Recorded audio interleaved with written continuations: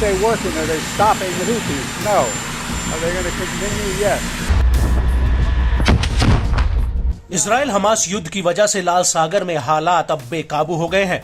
Yemen का आतंकी संगठन हूती लगातार इस इलाके में मालवाहक जहाजों को ये कहकर निशाना बना रहा है कि जब तक कि गाजा में हमले रुकते नहीं है तब तक वो इजरायली जहाजों को इस इलाके से निकलने नहीं देगा। लेकिन इजराइल के अलावा दूसरे देशों के जहाजों पर भी लाल सागर में हूती हमले कर रहा है और अमेरिका की अगुवाई में ऑपरेशन प्रॉस्पेरिटी गार्जियन जो सेना बनी थी वो भी हूती को रोकने में उतनी कामयाब नहीं हुई है जितना उसे होना चाहिए था।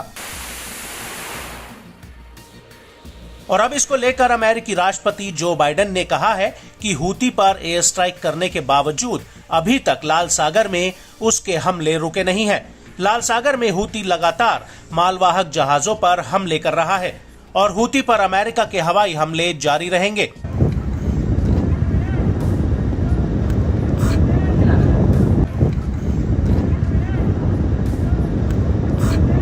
आपको बता दें कि लाल सागर में अमेरिका ने अपने युद्धपोत और लड़ाकू पनडुब्बियां तैनात किए हैं जिन्होंने 17 जनवरी 2024 को हूती पर कई हवाई हमले किए थे और इस हमले से पहले हूती ने अमेरिका के एक मालवाहक जहाज पर ड्रोन से हमला किया था।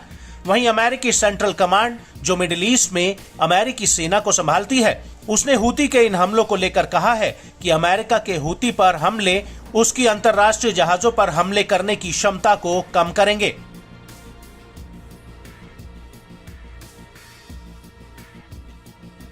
और 17 जनवरी से पहले भी अमेरिका ने हूती पर 3 और हमले किए थे। ये हमले अमेरिका और ब्रिटेन की सेना ने एक साथ मिलकर किए थे।